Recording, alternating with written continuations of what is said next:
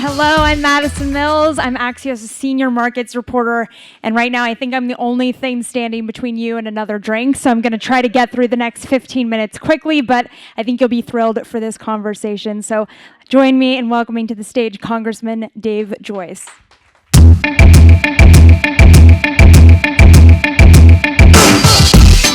Feel free to get those drinks now, ahead of time.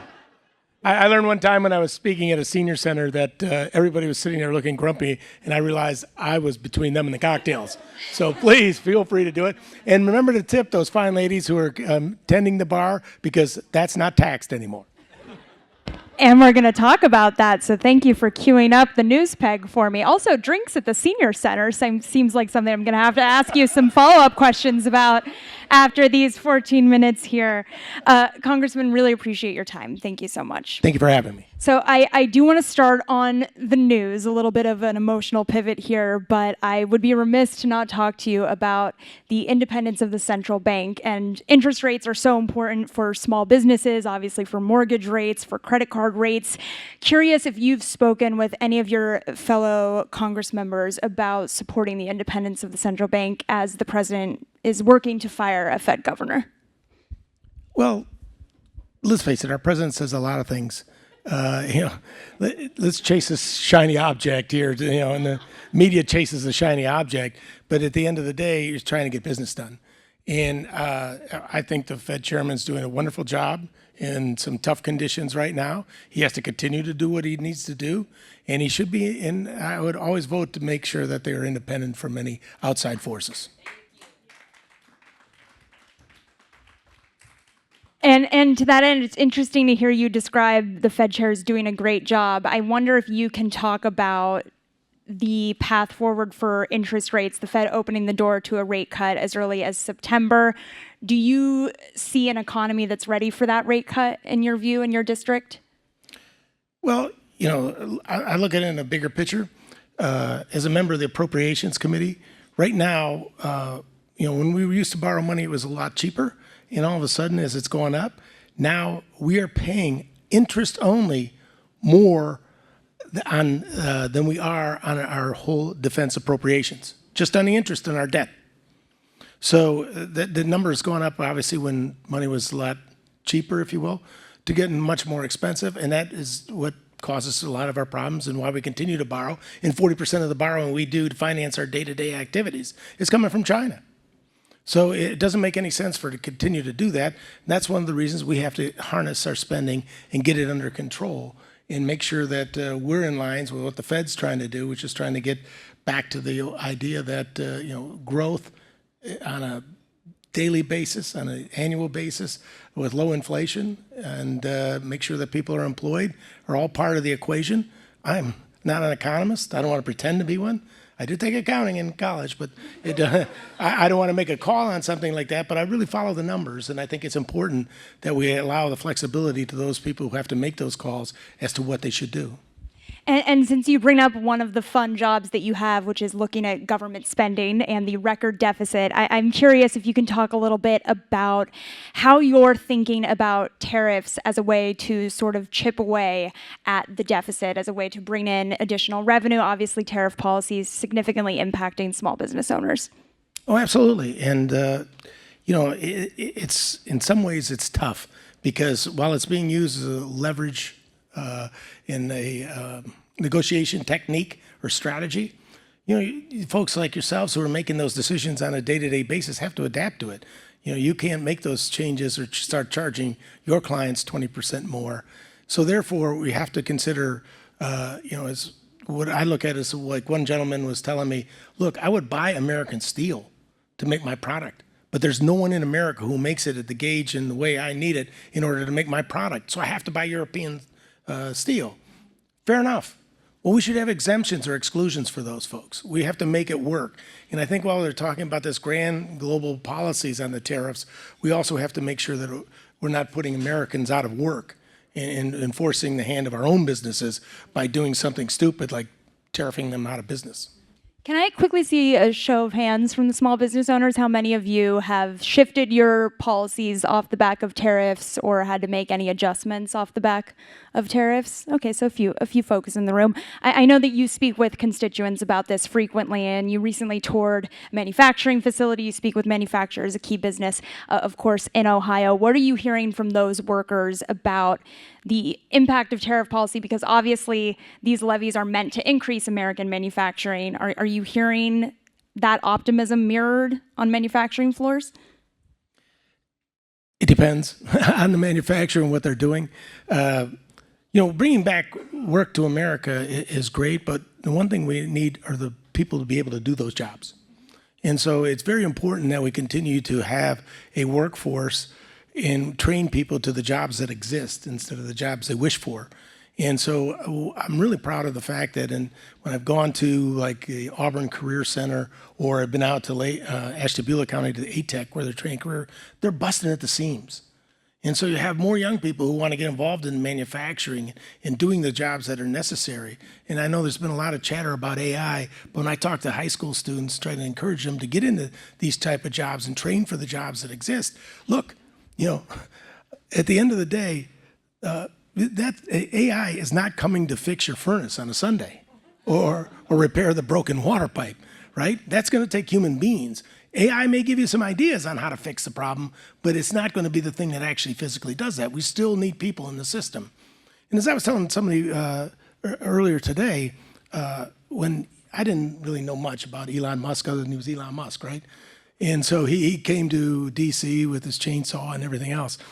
But I bought the book by Walter Isaacson just to learn a little bit more about him. And there's an interesting part in there during Tesla when they were wanted everything to be AI and robotic, and then started to realize it was too much. And they went back through, all right, what are the problems here with humans, and figured out where they take the robots out and where they put humans back in to make these things work. So I think there's ways to integrate the two in a beneficial way that creates better, faster production, but also make sure the humans are involved in the whole process. And I want to make sure that our kids are getting trained for those jobs and have the background and basis to be able to work in that kind of construction or constructive process. And to what extent do you think the government needs to be involved in regulating the private sector's usage of AI or potentially encouraging some re-education of the workforce in anticipation of those changes? Well, there's 435 members in the House and 100 senators, so therefore there's 535 different opinions on the subject. And that's why we can never get to consensus on it. But the details are in, we're trying to put our arms around crypto and AI at the same time. And so both of them are hard. You have the standpoint of let them go and let the market structure it, or have some structure over it so everyday Americans don't get burned on crypto or don't get taken out of their jobs by AI. And I'm an old guy, right? I think I'm scared to death that AI will sometime be running things that shouldn't be running. And so there should be a kill switch on it somewhere that says, all right, you're too far down that road, come back. But I'm also on defense appropriations, so I see it being used in a way that has changed the face of war in our programs. And speaking of which, you look what's happening in Ukraine with drones. Has absolutely changed it. And between AI and drones and bomb capacity, it's a really scary thing, thinking out futuristically, but also right now and how it's changed the face of war.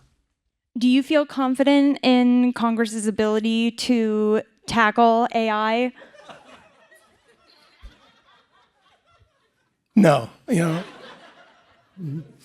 Look, it was funny. I was just doing an event earlier today with the guy who I came in with, who's now does the government work for U.S. Chamber. And I was a former prosecutor and, like I say, undergrad majors of accounting. I'm sort of a time management freak. Rodney was a former staffer for a congressman. And together, the first guy we met was a dairy farmer from California. But 435 people who come from all different walks of life. And so the beauty of that is that you have all different walks of life looking at a problem, but also that no one there has any expertise. You got elected, but that doesn't make you a genius. Matter of fact, some of us, it makes us dumber, but it's one of those things that it's very important that we continue to do the work necessary. And in DC, you'll find there's people who are out there, as I call them, loud, and then you find people who are effective. And you can be one or the other, but you can't be both. And so I think there's really a large number of effective members who care deeply about our country on a bipartisan, bicameral basis, who are trying to get to the bottom of this and make intelligent decisions. So I have faith that we can get there eventually. It's just tough at the moment.